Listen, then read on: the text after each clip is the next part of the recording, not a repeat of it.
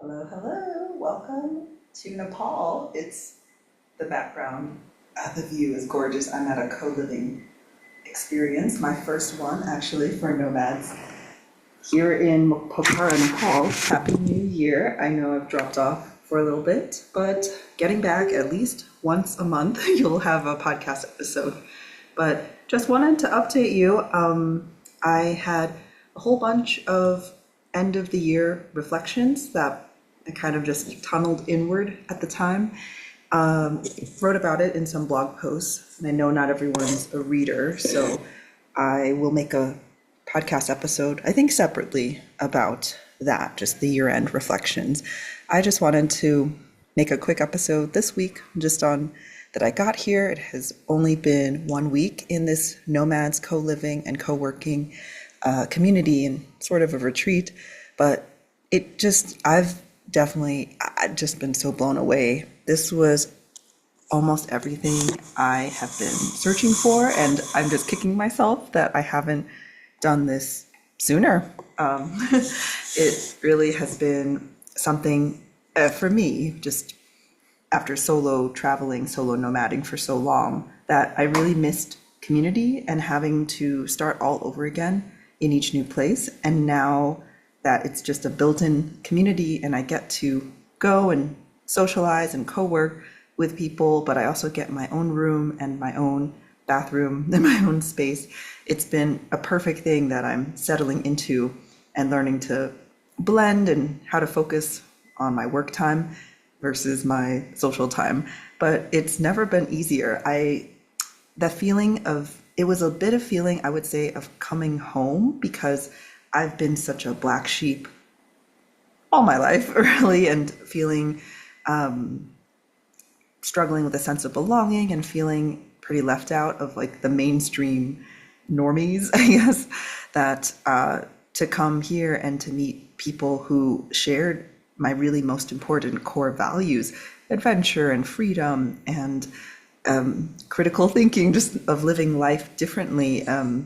It's really been, it's just such a feeling of relief. I can't quite describe it exactly, but just a sense of like, I can just totally be myself, and these people get it and they get me. And I wish that for all of you. It's like we were a black sheep among a field of white sheep, and then we go and find a little community of fellow black sheep, and we're like, oh, finally, well, I can breathe.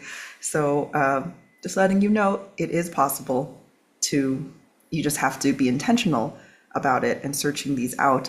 And I've tried with these connecting with nomads online, but certainly it's different. And I've also even gone to some nomad events, a nomad conference, a nomad one-off. When I was in Chiang Mai, Thailand, we had some events, but there were probably 50 people or sometimes even 100 people. And that was just overwhelming for an introvert like me. And also just there wasn't that sense of camaraderie, like, hey, we're going to see each other the next day, or in fact, every day for these 30 days that we're together. Those nomad events just felt so one-off. And at least for me, it felt like it took more effort to connect and talk to people and mingle and all of that. But this one is just very natural. You just know you're going to see them. And this one particularly has also organized a lot of workshops and just slots for us to be able to organize whatever activities, or even run an in-person event, sharing our skills and our gifts and helping each other out. And we have a mastermind every Monday too, where we're just keeping each other accountable and sharing our goals. And it's just really been very lovely. This one's called Nomad House Nepal, and it's definitely one of the more affordable co-livings that I've seen. It's only about $675 for the month. And other co-livings I've seen have easily been 1,000 plus. So if you're interested, I can certainly put you in touch with the organizers. They're doing it again for next month in March, and then after that, probably next year. But feel free to ask them. I don't know, and I'm not affiliated. It's just been a happy customer here. So I just wanted to share that. Yeah. And in terms of, I was reflecting too, I'm like, that is so interesting that a lot of people a lot of the nomads we found, might also have ADHD or difficulties with their family or a certain family member.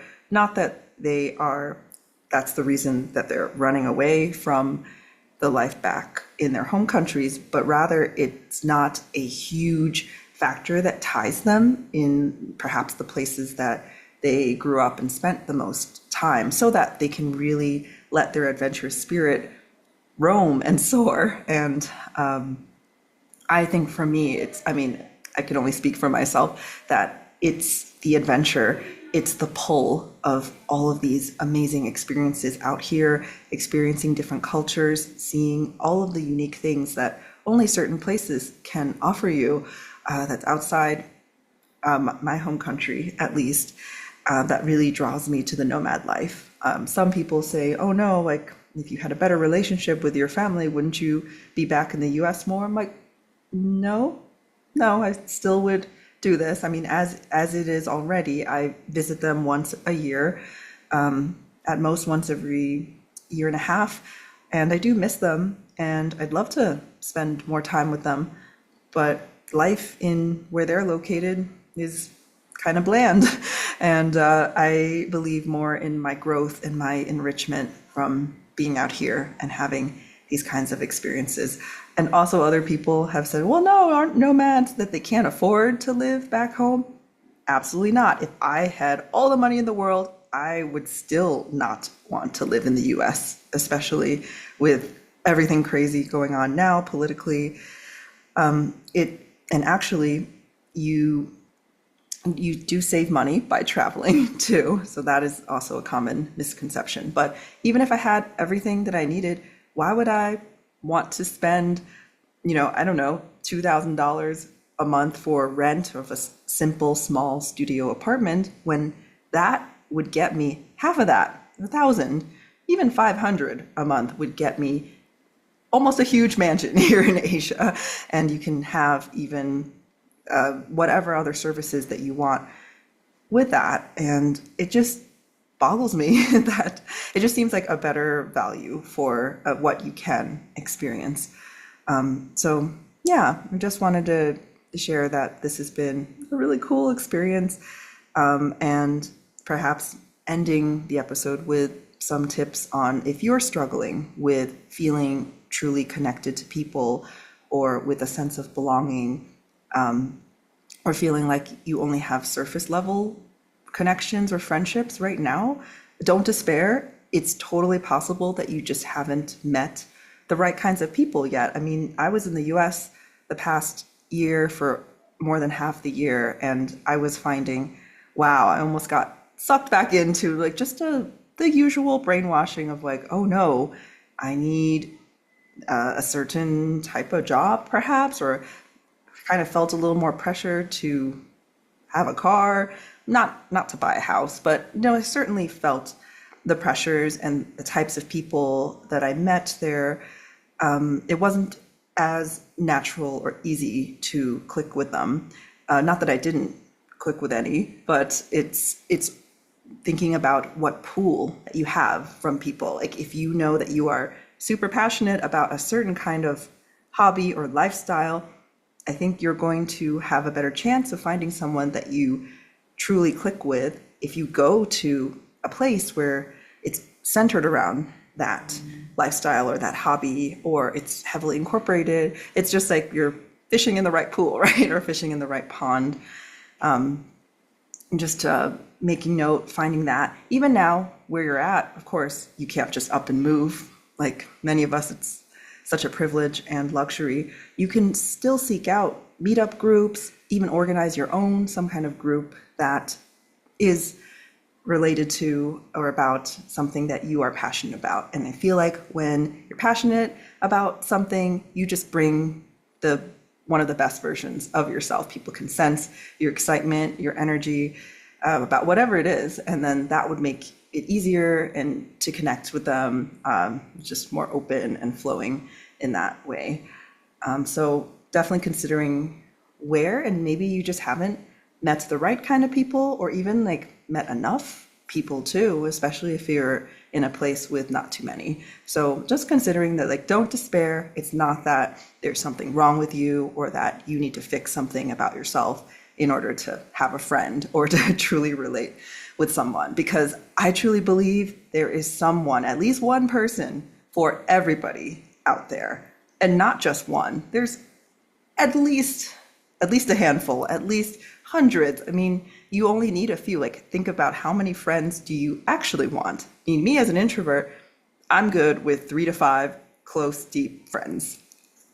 More than that, I mean, I welcome more, but I'd rather have depth over breadth, So for me, we don't need the pool to be that big.